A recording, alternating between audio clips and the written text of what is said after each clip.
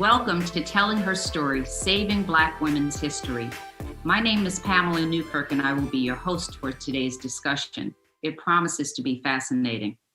With us today are Beverly Guy-Sheftall, Professor of Women's Studies and of English at Spelman College, where she is also the founding director of the Spelman College Women's Research and Resource Center, the first of its kind at a historically Black college and university. Also with us is Chirlane McCray, the First Lady of New York City and the creator of Thrive NYC, one of the nation's most innovative and comprehensive mental health programs. She leads the city's Thrive Coalition, chairs the Mayor's Fund to Advance NYC, and co-chairs the New York City Commission on Gender Equity and the Task Force for Racial Inclusion and Equity. For her work, she's been recognized by the World Health Organization in 2019 as a World Health Organization champion. Ms. McCray is also a writer. Anita Hill, a lawyer and professor of social policy, law, and women's studies at Brandeis University, where she is also a faculty member of the Heller School for Social Policy in Motley, will be published by Pantheon in January 2022. Welcome, ladies. But before we begin, I want to show a short video the HistoryMakers produced of its video oral history collection.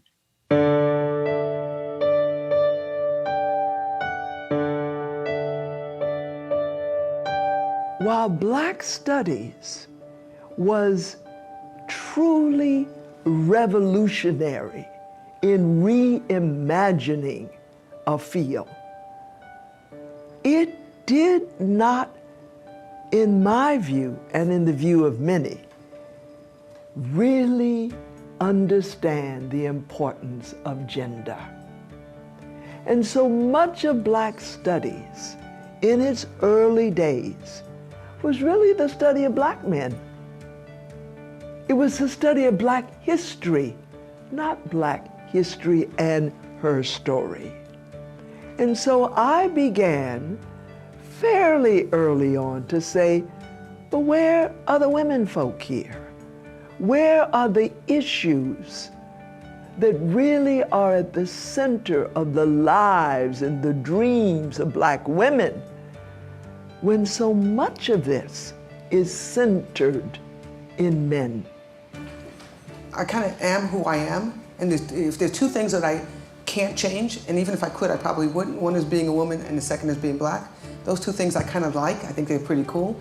I'm an African-American woman. When I get up every morning and look in the mirror, I see an African-American woman.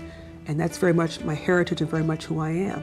So I can't say it's harder or easier being one or the other, because I am both, and I always will be both. I never would have thought that I would have heard myself say that there's more of an issue with being a woman than there is an issue being Black.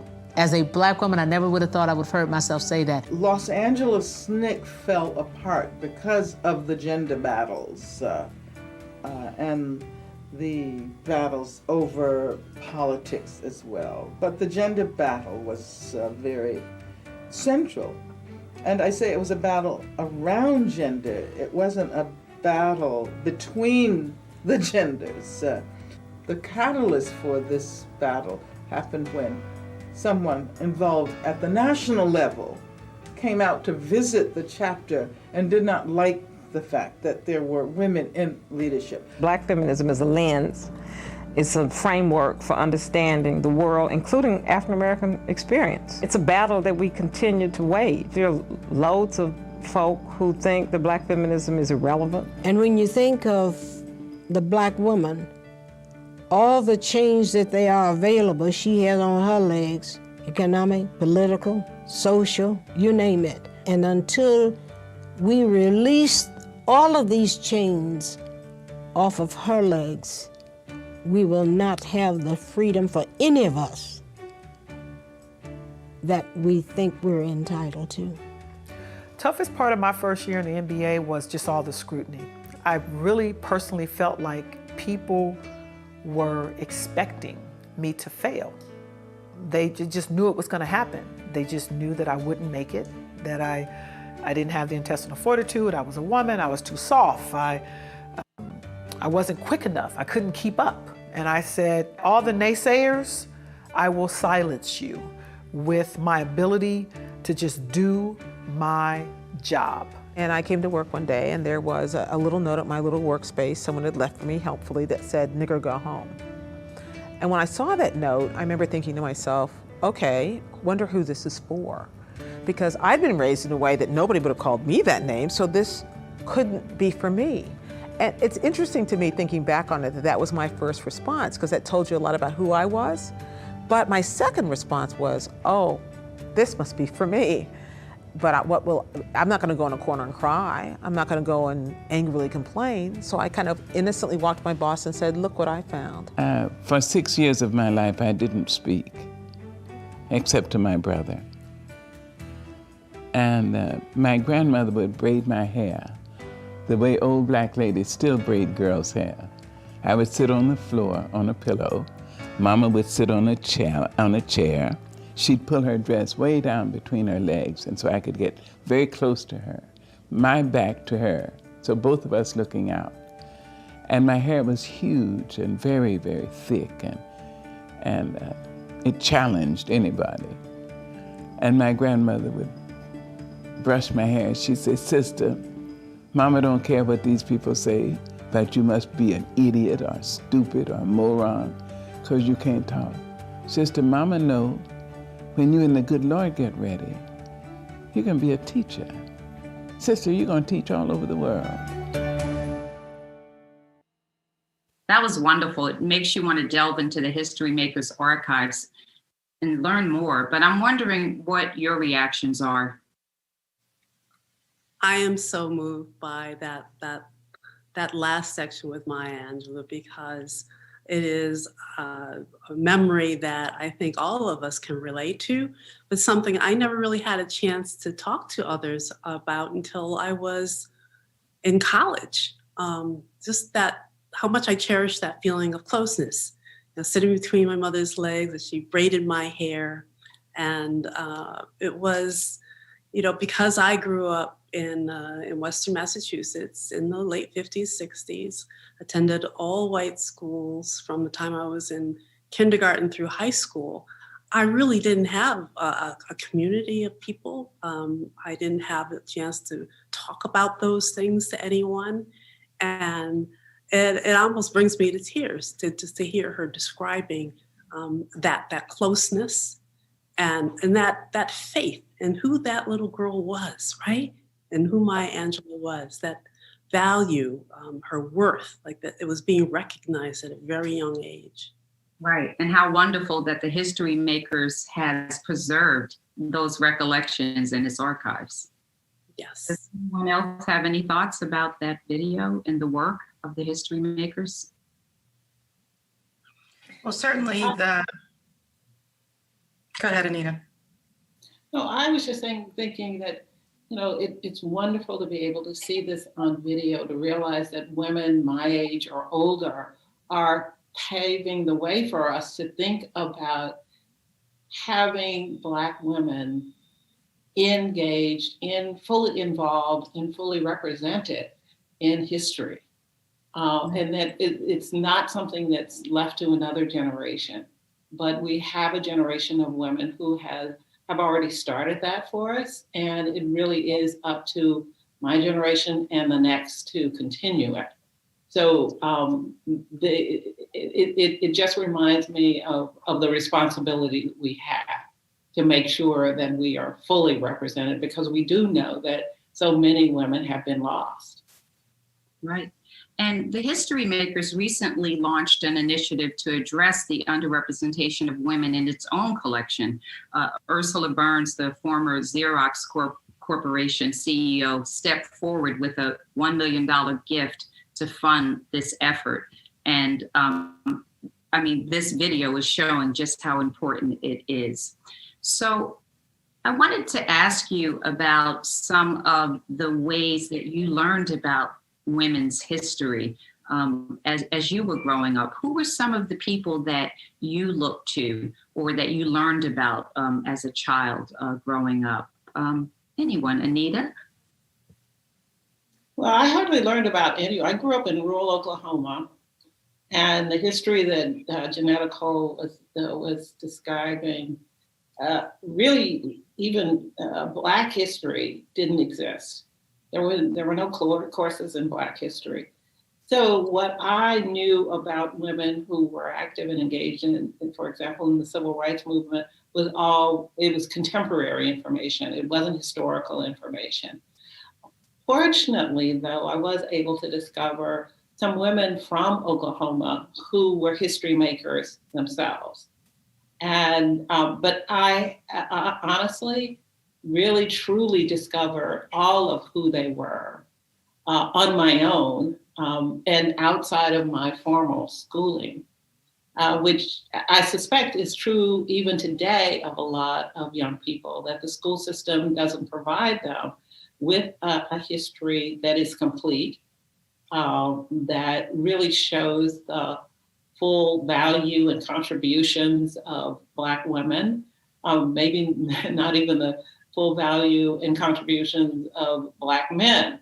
But certainly, as was pointed out in the video, that's something that's been missing. And you know, I can talk more about who those women were and why they became so important to me as I grew up, but I'd love to hear from others about how they learned, and hope their experience was better than mine was. Yes, I'd like to hear from each of you. Chirlane, what about you? Well, you know, I didn't read very much at all in school. There's nothing there to learn from, but I did read Ebony and Jet, and I know there was a column, I think it was in Jet, was it Lerone Bennett? Or maybe it was Ebony. They did a column 40 years ago this day, something happened. And I would always read that column and try to understand what life was like back in those days, but it was hard to relate as a kid. So I didn't see it as a reflection of me, a reflection of contemporary Black people. So most of what I learned from other people of color, like my cousin who went to the continent of Africa when she was in her 20s or 25, and I was impressed and influenced by her, but I didn't know the history. Right. Tamiko? Sure. Well, all that everyone else is saying resonates with me. I would say that my understanding of history and of Black women's history started in the home with my mom. I was born in South Carolina to parents who grew up under Jim Crow. And my mom, my parents, my community, it was living history because all of these people carried within them the lived experience of Southern African Americans who survived despite profound disadvantages through love of self and community and church. And my parents made sure that I had a whole complement of books, including my World Book Encyclopedia, where I would flip through the pages and I came upon people like Thurgood Marshall and other figures in history who were inspiring. And yet it wasn't until I was an undergraduate, I started to study the civil rights movement. And then it was really when I was in graduate school that I came to understand the field of African American history, Black women's history. I came upon Paula Gidding's book, When and Where I Enter, which was like a Bible for me. And I read articles by people like Darlene Clark Hine and Elsa Barkley Brown, Patricia Hill Collins. And these are the people who really, these scholars who were all Black women who began to teach me and others about putting women at the center of the African American history. And I'm so grateful for that. Right, and your experience speaks to the importance of oral history, as you spoke of how that history was passed down through the generations, through your elders, right? Indeed. And Beverly, how about you? I want to underscore what Janetta Cole has said. I grew up in Memphis, Tennessee, born in 1946, and did get a lot of Black history, but it was Black male history, except for the lone Harriet Tubman in Black History Month. One of the things that would be very hard to believe is that I had not heard of Ida Wells Barnett, who launched the anti-lynching crusade in Memphis, Tennessee, until after I got out of college. And I got out of college in 1966. And even though I grew up knowing the church family in Memphis and would visit relatives of the church family, I had never heard of Mary Church Terrell, also a Memphian, until I got out of college. So I learned Black women's history, not as an undergraduate, ironically, at Spelman College. I began to learn Black women's history on my own when I was working on a doctorate in American Studies at Emory University, and that's way late in my professional career. Wow. Yeah. And I have to say, you know, the difference it makes to know this history, I think learning about Phyllis Wheatley as a child put that seed in my head that I could be a writer, right? So you almost have to see it to believe that you too can aspire to be whatever, you know, these trailblazers did. So who were your role models growing up? Who were your female role models growing up? And Anita? Well, my female role models were actually, as Tamiko was saying, the people in my community, the women in my community, my mother's close friends who, you know, we all call by their first name with Miss in front of. So there was a woman named Miss Maddie, who my mother had known, Miss Maddie Hutton, since she was a child. And she became like a second mother to me. There was another woman, Bertha Regger, whose nickname was Red, but so we called her Miss Red. And I mean, it was that sort of closeness. I mean, it is humorous now when you think about it, but that just shows how close we were to them. And what was it about these women that inspired you? Well, they were all very different. My mother tended to be the shyest of them, but they were really much more aggressive and outgoing women. And they were great compliments to each other. I think that was the thing that helped me to understand that, you know, I didn't have to be one way or the other to be a Black woman. That to understand that we came in different personalities, we came with different sort of ways of presenting ourselves to the world. And I think if that was really great role modeling for me, because so often I think it's Black women and Black girls, you get told that you have to be a certain way, that you have to be sort of quiet and step back, and some prefer that. But that shouldn't be the only model that we have. That we should have the model of the people who are really ready and willing to be out front and to be organizers and to be leaders in the community. And right. So that was what was really important to me.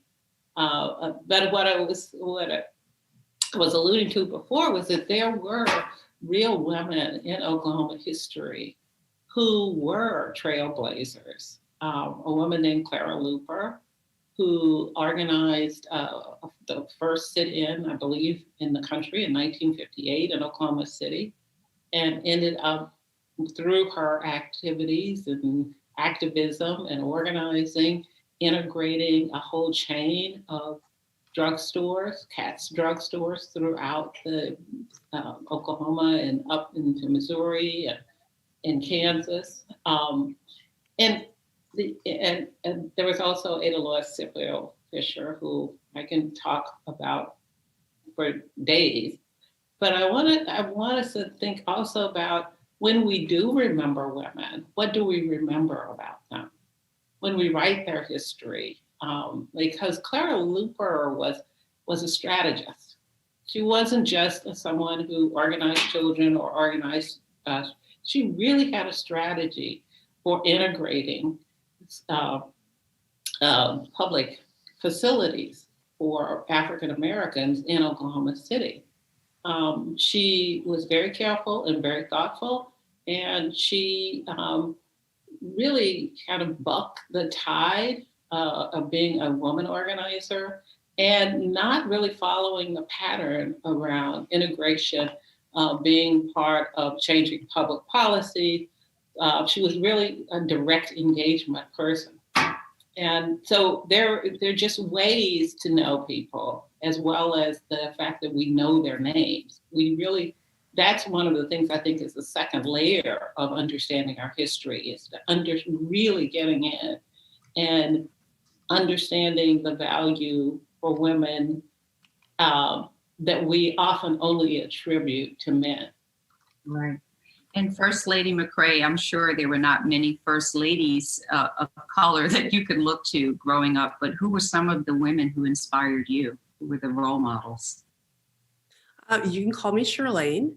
And the women who inspired me were my family members. I talked about the cousin who went off to Africa, I believe it was Zambia, and married a freedom fighter. She wore her hair in a short afro, and when I first met her, when I first remember meeting her, because she's 20 years older than I was amazed at her courage, that she could cut her hair in a time when I didn't know anyone who had done that, and travel alone to another country and make a life for herself.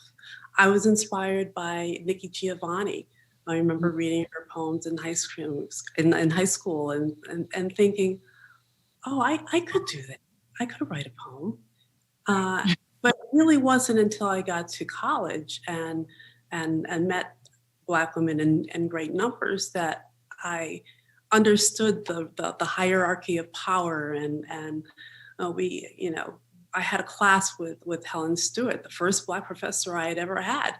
And the class was Black Women in American Society. And I was just exhilarated by the idea of having this opportunity to talk about like who we are and be able to compare notes with other women in the class about class and our growing up experiences and racism, sexism, which is greater. I hadn't been able to have those kinds of conversations until I was in college, and then of course extended over to the Combahee River Collective. I mean, that's what we talked about.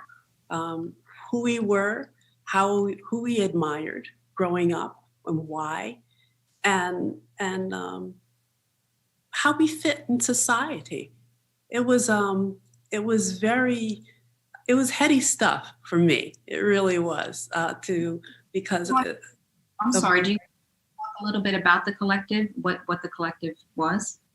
Yeah, the Combahee River Collective was an offshoot of the National Black Feminist Organization. I can't give you a date as to when NBFO, National Black Feminist Organization, started. I was not part of that, but Combahee River Collective was organized in Boston, and I was still in college attending meetings. And it was an informal group of women. We didn't have membership cards. And it was kind of organized around like consciousness raising meetings that were very prevalent during that time. We didn't have the formal name until later. I believe it was around 1976, 77, that the name and the statement was written. And we just came together and talked about who we were, how we grew up, and how to use our power and how to organize. And and it was very interesting that we all of us talked about how it was really the women in our family who instructed us about how we were to be as Black women, that we didn't have role models. My aunts were nurses. They were all doers, and they were probably very, in addition to my cousin, very instrumental in my vision of how we should behave and what we should do. But there just was so little back in those days, so little. Tamiko? Yes, well, I spoke about my mother. I will also mention my grandmother and how important she was to me. The story that Maya Angelou was telling about the braiding of hair, it resonated with me so powerfully because I had that exact same experience with my grandmother sitting between her legs. She's braiding my hair, or sometimes using the hot comb and burning my neck. But that experience of just being close and being told stories while you're sitting there connected that way for all of that time. These are the people who passed down a knowledge and love of Black cuisine. And then outside of my home life, the people who shaped me were, the choir members in the church, the Sunday school teachers, these church leaders. And of course, the women, they weren't the pastors, they were the people who were more connected to the members, the children in the church body, which is a phenomenon that illustrates a theme of African-American history when one centers women, that one has to look for power outside of the highest echelon. That's where the women are. So, I can remember these choir members, they would march around the church and they had on their white uniforms, and it was magnificent. They were fascinating. They were strong. They were powerful. They had powerful, loud voices, and it made such an impression on me. And then I'll mention being shaped by two Black school teachers. So I started school in the 1970s. So this was in the South when Brown versus Board of Education was being implemented. And when I refer to two Black teachers, I refer to them because those are the only teachers that I had, and they took an interest in me. They taught me lessons, they pulled me aside, and those interactions were not only important at a personal level, they actually shaped my scholarship. So I study law, but the way in which I study law is informed by social history. So people like teachers like Septima Poinsett-Clark, who in one of my early papers, I wrote about her as in her work as a community organizer and teacher as important to appreciate because it's a lens onto some of the failures or limitations of school desegregation. So these are some of the people who shaped me and continue to shape me and also had an impact on my professional life. And Beverly? I want to tell a story that I have never told in public. And I'm therefore very appreciative to the HistoryMakers. I want to tell a story about my Southern Black feminist mother, whose best friend, Aunt Gert, was single and did not have children.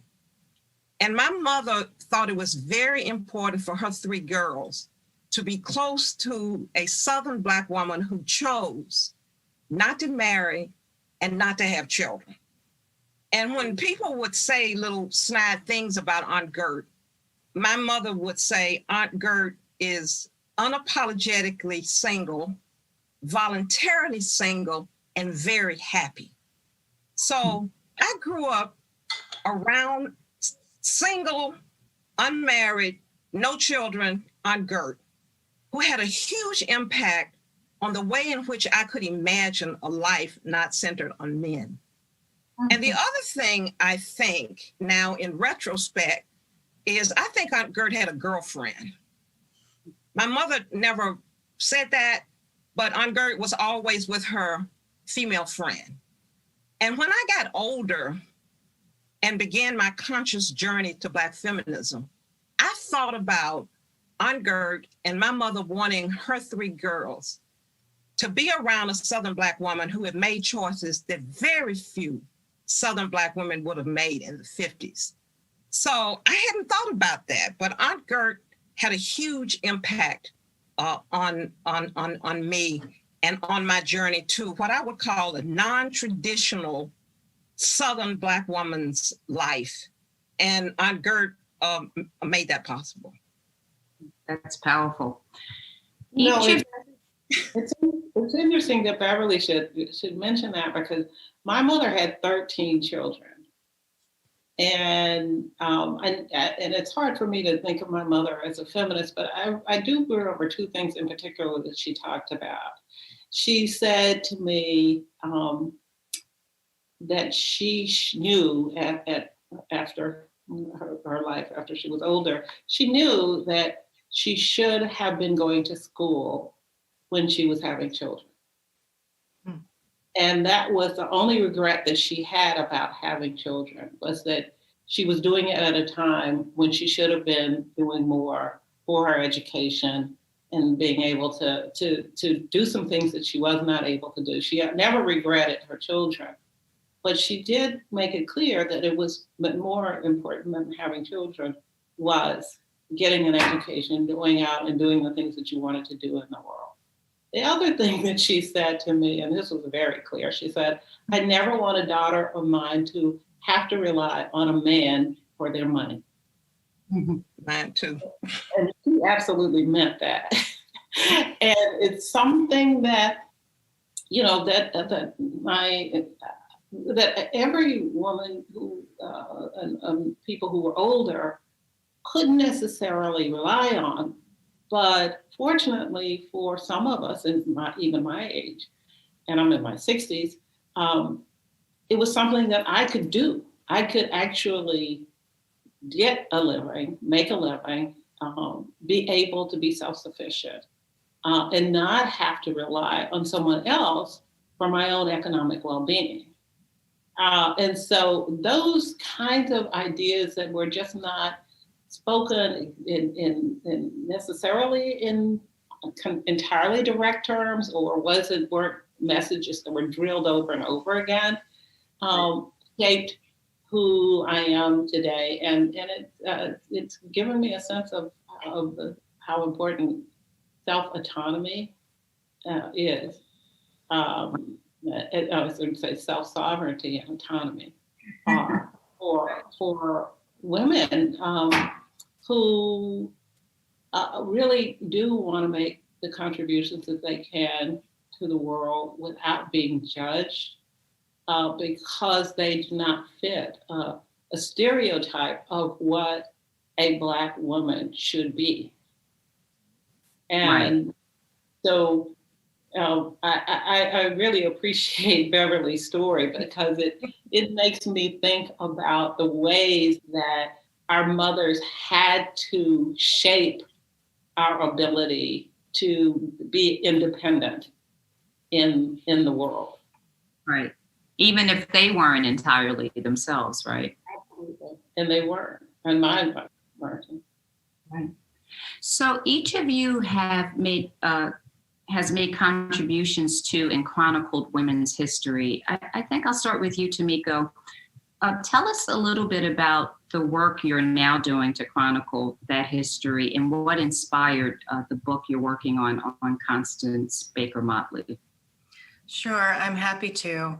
I mentioned that when I was growing up, I was very aware of Thurgood Marshall. He inspired my interest in civil rights law and the idea that law could be a tool of social change. And yet I didn't learn about Constance Baker Motley, only about Thurgood Marshall. And I should have learned about Motley. I began my journey with Motley when I wrote a book about the struggle for civil rights in Atlanta. Motley was the lead lawyer on the Atlanta school desegregation case. She took it all the way to the Supreme Court and was successful. And one of the things that I did just as a methodology in that book is I did a biographical sketch of all of the lawyers whom I was discussing in relation to cases. And I remember thinking, Motley is so fascinating, and yet there was no full biography of her, which I thought was just odd because she was so important, so many accomplishments, and there were so many men who had fewer accomplishments who nevertheless had these full biographical treatments. And so that's the way I thought that I would fill in that gap in the literature. And so the book that I'm writing about Constance Baker Motley is meant to, make the point that she should be known. We should know about Motley. Children should know about Motley. People who are, in high school, in college, in law school should know about Motley because of her accomplishments. She was the protege of Thurgood Marshall. She represented Dr. King. She was phenomenal. She argued 10 Supreme Court cases, winning 9, the first Black woman to have argued in the Supreme Court. She was really compelling in Black communities. No one had ever seen a woman lawyer or a Black lawyer in some of these places, much less a Black woman lawyer. So she was called the Civil Rights Queen, which is the title of my book, because she was so captivating. And so the book really chronicles her accomplishments, which, as I mentioned, included representing Dr. King. She worked on Brown versus Board of Education. She helped to desegregate not only the Atlanta school system, but school systems throughout the South, New Orleans, Savannah, Nashville. She litigated the cases that desegregated higher education in the South, so Florida, the University of Georgia, and of course, Ole Miss, which was called the Second Battle of the Civil War. She represented, civil rights activists, senators, the Birmingham children marchers. And then she went on after she had accomplished all of that in the courtroom and had a second act as a politician in New York. And then she was appointed the first Black woman on the federal court. And so she is inspirational. She teaches a lot about what James Baldwin called the price of the ticket for those African Americans and African American women who achieve success. And so it is a labor of love. And I'm so happy to have been able to write about her life. We're happy you're doing it. I had the good fortune to meet her. I know Derek Bell at NYU idolized her. So I look forward to reading that. Beverly, can you tell us about your work establishing the Research Center for Women at the first of its kind at a HBCU, and also the Women's Studies program? Yeah, I started teaching in the English department at Spelman in 1971. And one of the things that I was aware of very quickly, which would have been the same with me as a student, is that my students, and I would say students anywhere, not just at Spelman, had no idea that there had been Black women intellectuals. Not just Black women foot soldiers, but Black women intellectuals and Black women writers. And even important Black women in the civil rights movement. I mean, I'll just mention one thing. I started my teaching at Alabama State University, and I did not know while I was there that Joanne Gibson Robinson, who also taught at Alabama State, had founded the Women's Political Council, which was really responsible for the Montgomery bus boycott. So I said to myself, as a member of that English department, I don't want my students to leave here leave Spelman College without knowing about our robust, amazing Black women's literary, political, and intellectual tradition.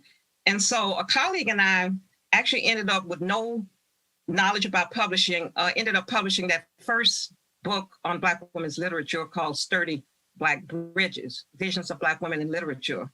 And of course, the other thing that was very apparent was the absence of women's studies in our curriculum. And I actually went to Boston, Chirlane, and met with Barbara Smith, with whom you worked at the Combahee River Collective.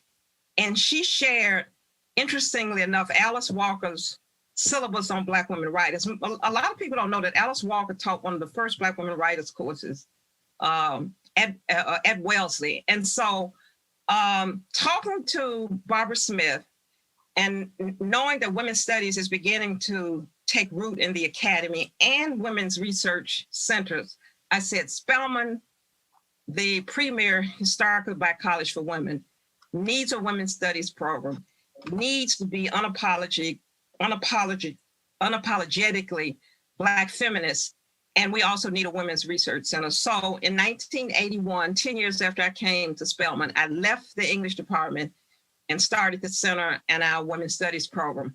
And I want to say another thing that was really, really important. I wanted to make sure that it was all Black women. So we have a very robust LGBTQ component to what we do at Spelman. It's been controversial, but it's been extremely important. And one of the consequences of that is that Audre Lorde gifted her personal papers to Spelman because of her friendship with Janetta Cole. And Audre Lorde, again, is somebody that Chirlane worked with Combahee River Collective. So that's how that started. Amazing. And how about you establishing, I'm sorry, Anita, can you please talk to us about your work chronicling women's history in Oklahoma and elsewhere? You were a pioneer law professor in Oklahoma, and I know you did some work there on civil rights activists. I just want to make one correction. One of the things that we talked about was early on, did we have any knowledge about Black women in history? And the first person, of course, I was thinking about that I just overlooked was Harriet Tubman. And the interesting thing about Harriet Tubman that really appealed to me was that she carried a gun. And, it was just, and I grew up at a time when, you were watching Westerns on television. The only people who carried guns were white men. And so this idea that, this woman could have the agency to do what I had only seen white men doing. Now, that didn't mean that my family didn't have guns in their house.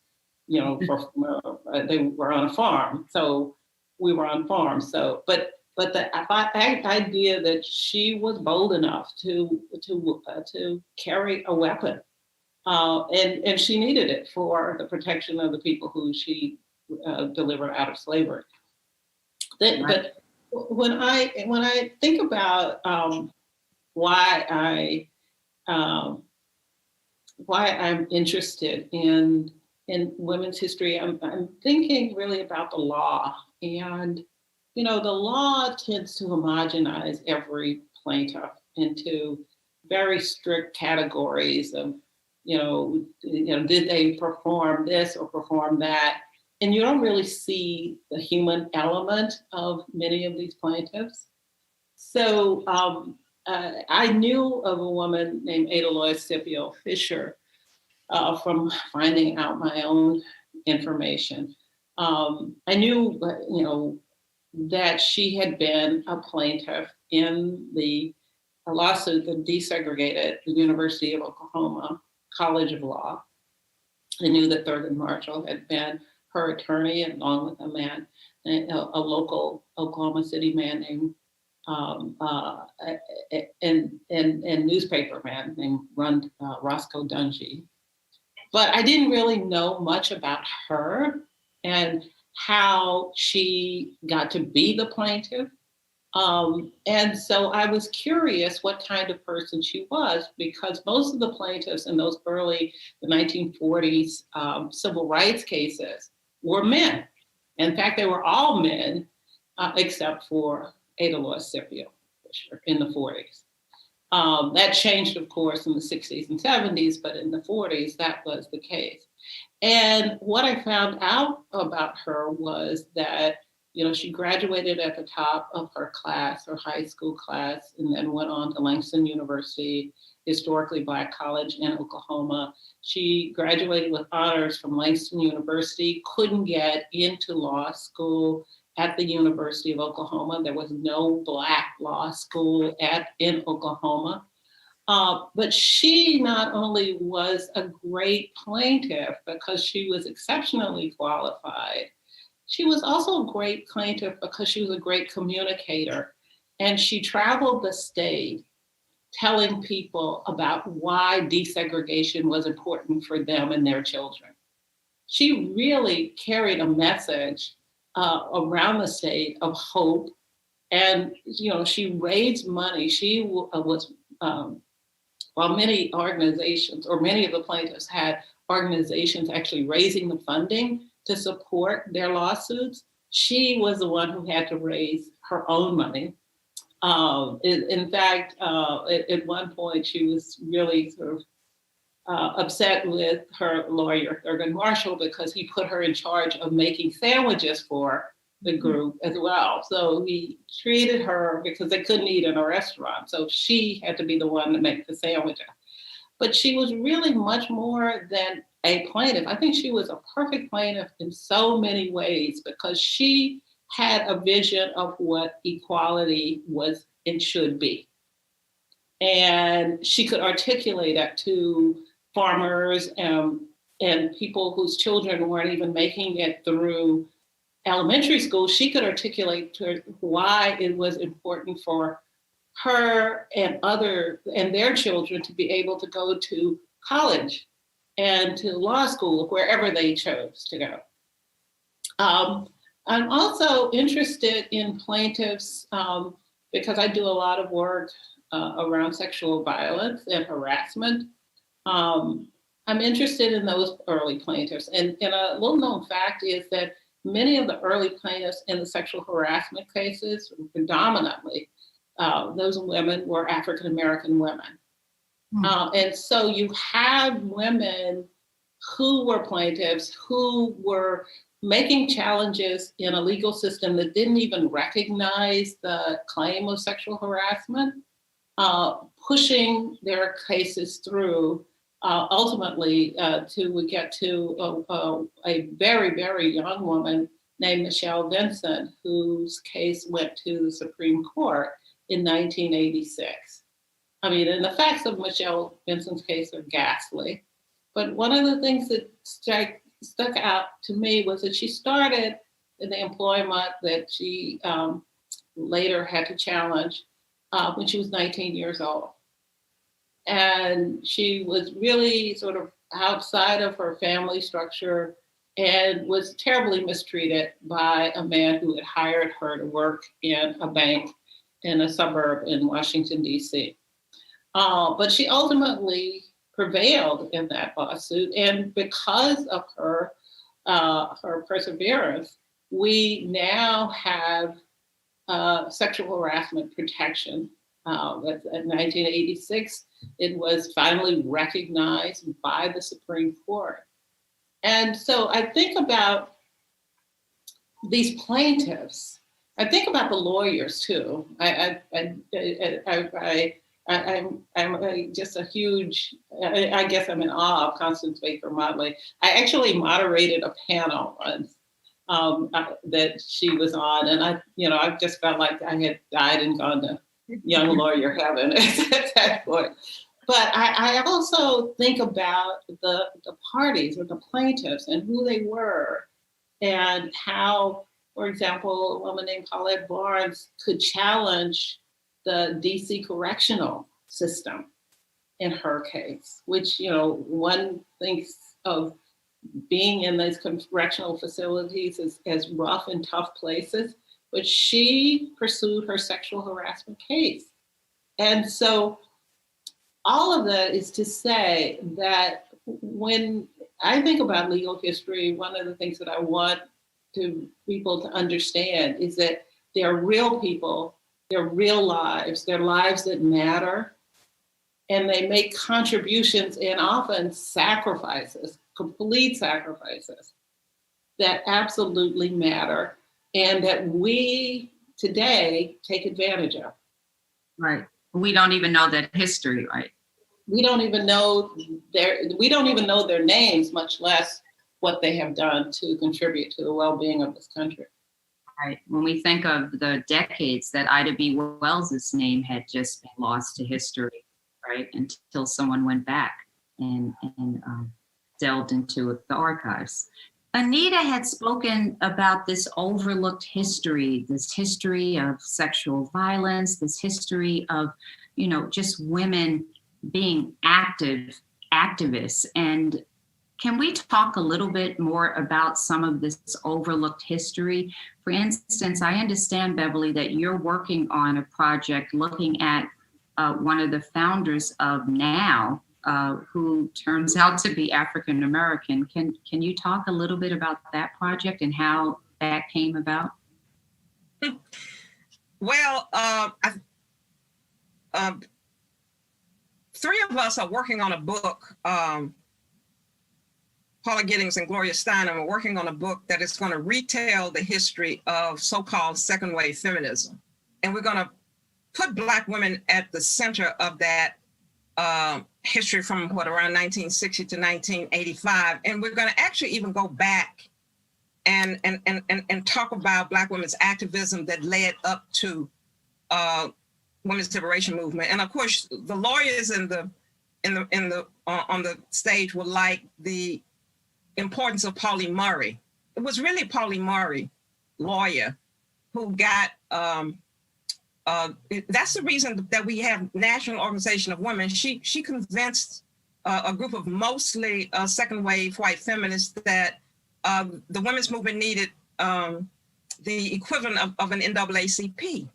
And so you actually have a Black woman who's central to the founding of NOW. And you also had other Black women in that organization. Eileen Hernandez is one. And I think that when people see her name, they assume that she's not African-American. So the other aspect of this history, in addition to NOW, that's really important is SNCC. We rarely read about SNCC in connection with women's movement in the 60s and 70s. And so we're going to talk about Third World Women's Alliance, which is in the 60s. And we're going to come up to National Black Feminist Organization, which Chirlane mentioned, which was founded in 1972. And we're going to talk about Combahee. So let me mention one other thing that we're going to mention, which is older. Most people don't know, for example, that Rosa Parks was doing anti-rape. I'm thinking about what you just said, Anita. Rosa Parks was doing anti-rape activism in the 40s. We only know her, which is ridiculous, as this old Black woman who sat down on the bus because she was tired. She was 39 years old. She was already an activist, and she defined what we would call racial struggle, not just in terms of getting us to be able to get rid of Jim Crow, but she also wanted to eradicate sexual violence against Black women, mainly at the hands of white men. And so she talked about Recy Taylor, who most of us have not heard of. So those are the kinds of things that we will be talking about in the book. We're going to look backwards. We're going to talk about people like Claudia Jones, communists, radical Black feminists who had probably an impact on someone like Angela Davis. And then we're going to come up to the 60s and 70s and retell the history of the women's movement, the women's liberation movement in the 60s and 70s. And then we're not going to start with the founding of NOW, and we're not going to start with Betty Friedan's book. We're going to start with Black women. And so much of the history is overlooked, and I'm thinking too about the LGBTQ movement. It's as if white is the default of that history.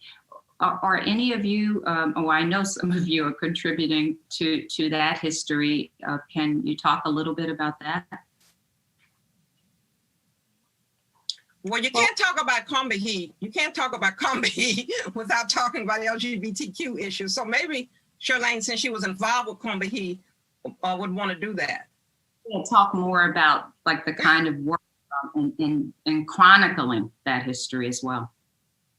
Well, I can talk a little bit about how, you know, we came together and talked about that intersectionality without naming it, without saying the word intersectionality, that we could not, how difficult it was to be who we were as most of us, not all of us, identified as Black, lesbian, feminist women, right? I mean, obviously, it was a place where we felt very ignored, that we were invisible in the world, and Combahee was a place where we could come together and talk about who we were as Black feminist lesbians, and we could talk about our power and our stories, how we could organize, and it was not just theory. It was about how we could actually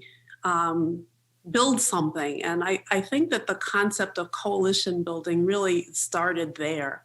And I left Boston for New York just around the time the statement was written, and I know that they did more work, but for me, it was a path from that to Kitchen Table, where we worked with other women of color, where the concept really became more about coalition building and using our personal stories to unite with others. And that was a movement, a real movement. The Feminist Press had started maybe a little bit earlier, but that was really about white women, even though they tried. I know Audrey was part of both. She was a co-founder of Kitchen Table, Women of Color Press, and she was very involved with the Feminist Press. Florence House started that.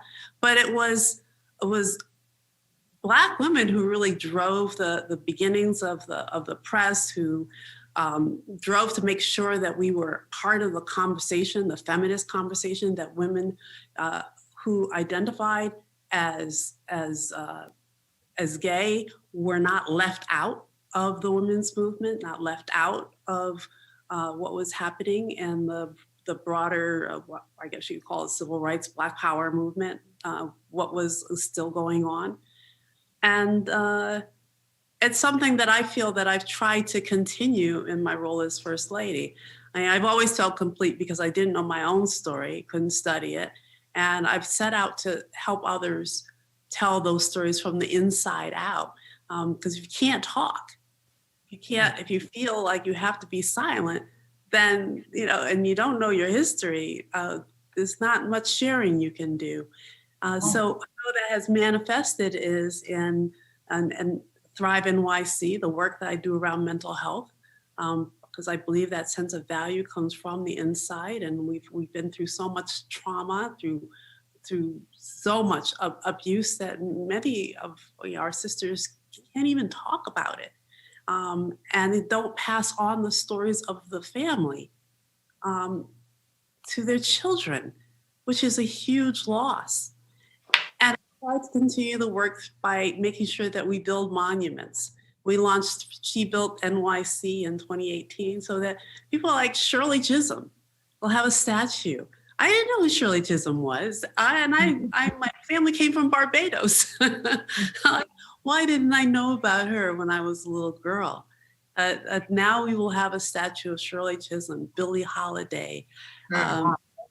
Yes, Marsha P. Johnson and Sylvia Rivera, who were pivotal to Stonewall and the gay rights movement.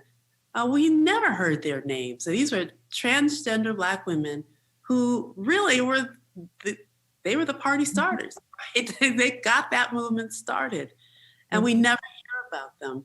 So I feel as though, all of us, we're correcting the historical record so that people, we don't feel invisible. So we see ourselves, we feel valued, and it's also central for our mental health, for our spiritual health, and for us to be able to continue. And these stories give us strength. They help us to carry on, and they help us to help others. Absolutely.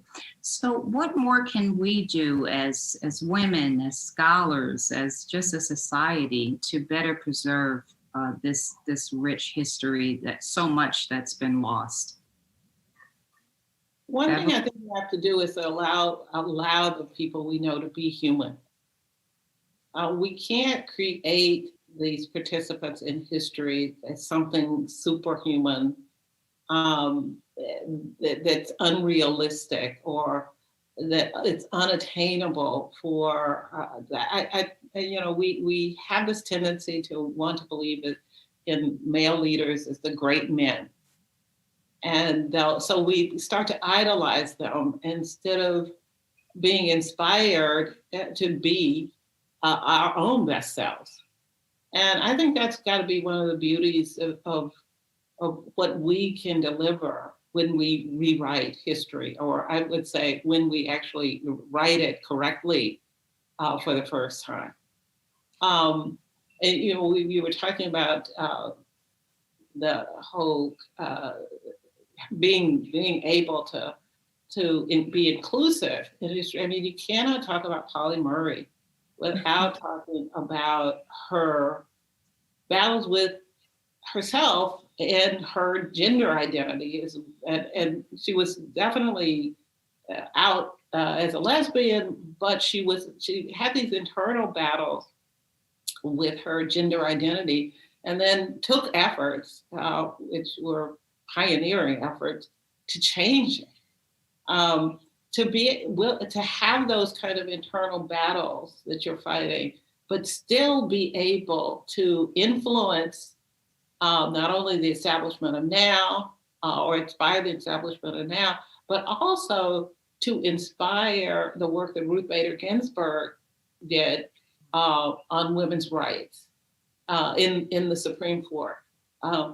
We've got to know and let people know that these are human beings whose lives are being affected, but who are still making huge contributions. And I think that's really important as we write history. And I think that will allow us to bring in more women because we begin to understand that they don't have to fit in that mold of the great men.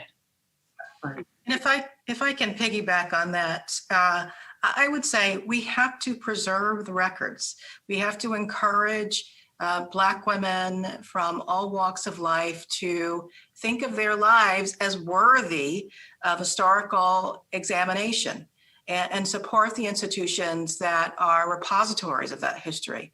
And so I am so happy that the Radcliffe Institute includes the Schlesinger Library on the history of women. That's partnered with the HistoryMakers to try to tell a more complete and accurate history of this country. And it's doing so by diversifying its collections. We now have the papers of Angela Davis, Pauli Murray's papers are here, Dorothy Height, Dorothy West, Florence Kennedy, and we want so much more in our archives and in other places.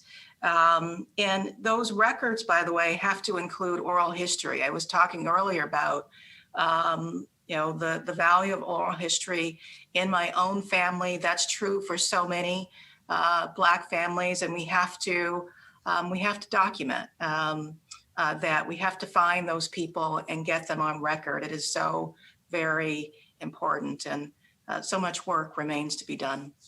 Right, and you spoke to even the resistance of many African Americans to share their history. Many people see it as their own personal history and not part of the collective history of African Americans. I wonder what more can be done to get that message across, that we have to begin to see these repositories as important places to preserve our history. I think we have to do it where we live. Right now, I wish there was more documenting going on of what we're going through right now, this pandemic, right? The hardest hit communities are our communities. What are people going through? What are they experiencing? How are they managing? How are they persisting? That is something that is, I think, priceless. We should have these stories. We should be documenting more, I call it everyday people, right? The beauty stylists, the women like my mother who did hair, people who sew, they do crafts. It's, what we document is a reflection of what we value. And I do believe it starts at home. I went to a Kwanzaa ceremony, many years ago, and I saw something that moved me very much. And it was a ritual that a family did every year, where they said, they kind of recited the lineage. It's like, I'll use my name. I am Chirlane, daughter of Catherine, who was daughter of Irene, who was daughter of, as far back as they could go, and then told stories. And if we encouraged our young people to start with that and to learn to tell the stories of other people when they're young, I think that we would be able to capture much more of our history, and it would be more broad and not as, I don't want to say celebrity driven, but yeah, so that it wouldn't be framed in that way. Right, and I think what you said about people valuing their own history, to think it's important enough to share, is a huge part of this effort, right? Right. Yeah. So does anyone else have any ideas about what more we could be doing now to kind of not just jumpstart, but to push this effort to better preserve our history? I mean, Beverly, you're doing that amazing work at Spelman. Anything you can share about what more of us could be doing? Well, I talk about the HistoryMakers project everywhere I go in terms of the oral history. But the other thing that I just do wherever I go with Black folk, particularly Black women, is to say to them that you need to ask yourself, where are my papers going? And I'm talking about with very important Black women who haven't thought about it. And I get up in their faces and I say, have you decided where your papers are going to go? And most of them haven't really thought about it. So I do that whenever I go and give a talk somewhere. I just say it's really, really important for us as Black people to think that that our papers are important. And also, this is another thing, and HistoryMakers knows this. You can wait too late. I mean, we can name people whose papers got lost in their houses because they were going to wait until they were 80 years old to let them go. And so one of the things that I'm really happy about over COVID is that I got my personal archives out of my house and out of my office, and they are in the Spelman archives. So when people ask me, what did you do? That I did that. And I cannot tell you how happy I am that something that I've been talking about and encouraging other people to do, I did over the break. So I think that we need to talk up in the beauty parlor, at churches, wherever we are. We need to persuade Black women in particular to think about their papers and to ask themselves, where are they going? Right now, I'm trying to seduce a young gay white male who was Coretta Scott's assistant for 20-something years and who has papers in his house to get them out, There's a lot of Black history in there. There's a lot of Black women's history in there. So I just bug people and just say, you really gotta get moving. Well, I hope all of your fellow panelists are hearing you. If they haven't decided where their papers are going, I hope they now are thinking about it. So I'd like to. I just want to add to that, though, that one of the things that I have done with young scholars is to to say you don't need to wait until you're famous, because these are scholars who are doing amazing work. Mm-hmm. We don't need to wait, because just assume that someday somebody will want to read what is going on with you right now, even if you're, 3 years away from just getting your PhD or starting to teach at a law school. And I think that we're at that moment now where there's so much going on in terms of understanding who we are and understanding the issues that matter, especially race and gender in this country. And the people who are doing that work are really amazing. And I think, again, they will help us to write history. And I mean, when I say write it, I mean write, W-R-I-T-E, as well as R-I-G-H-T, history. Thank you for that. If there's anything else that you think we left out, this is your chance to say it before we close. Well, I think young people are key to us keeping our history, maintaining our history. We have to make it more accessible to them. That not every young person is going to pick up and read a 700-page book. It's just not going to do it. And so how we make history accessible to young people is very important. And of course, the art is one of the ways we can do it through art. That's one way. Certainly more online access is helpful, videos and so forth. But I think we have to be more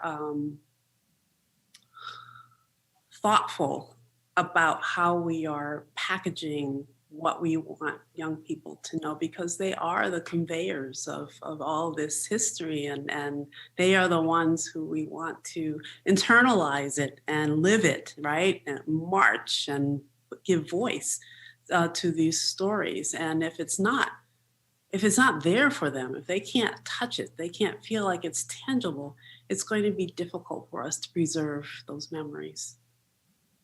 Yes. Mm-hmm. Could I just mention one other thing? We've been encouraging our students at Spelman, for example, somebody's going to want to write the LGBTQ history of Spelman. And we've been encouraging our Afrikiti students to give us their papers.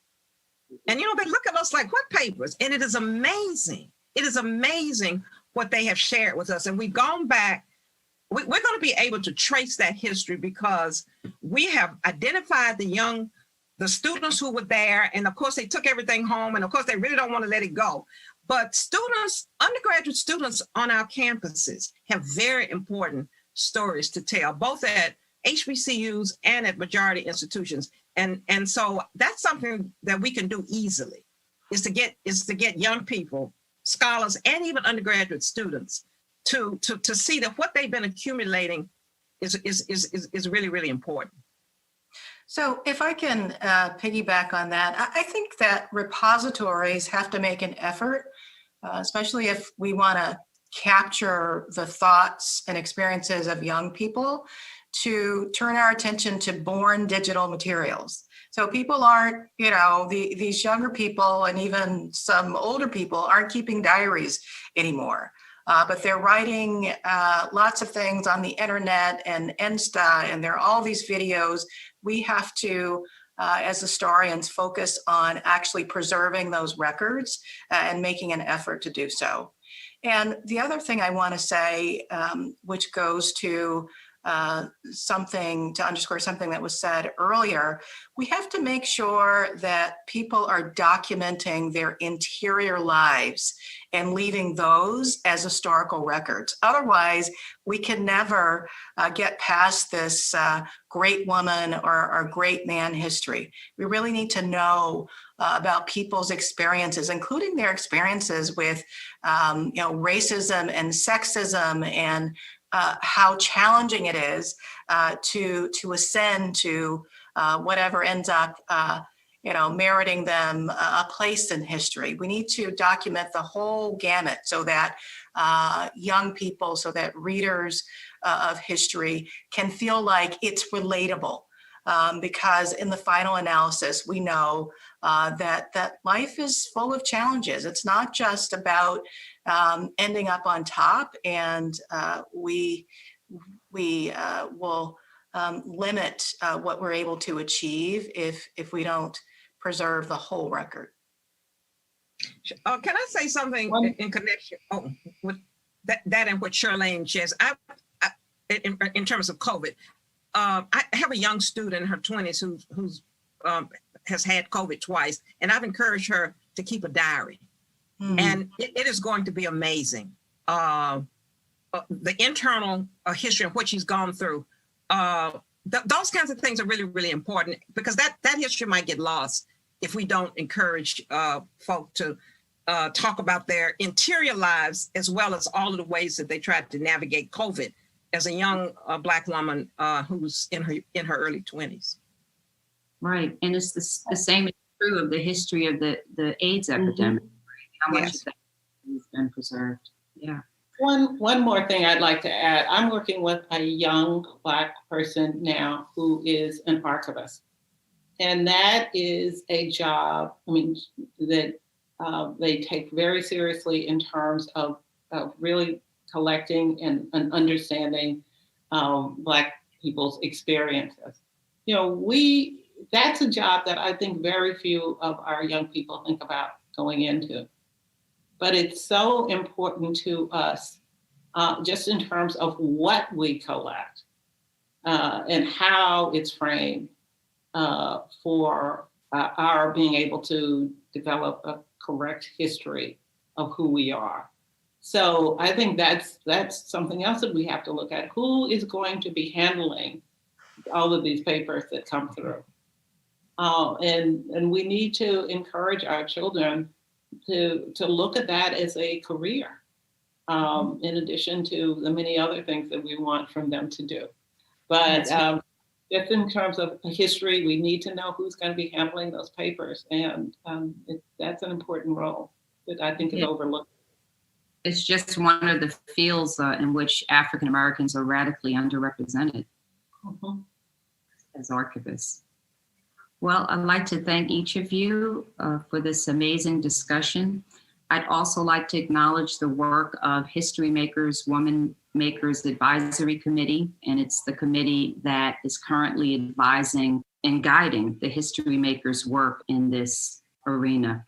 There are so many to name tonight, but for now, I'll acknowledge the chairs of that committee, Janetta Cole, who is the national chair of the National Council of Negro Women, and Ursula Burns, who is a senior advisor at Tamiko. So with that, I thank you and wish you a good evening.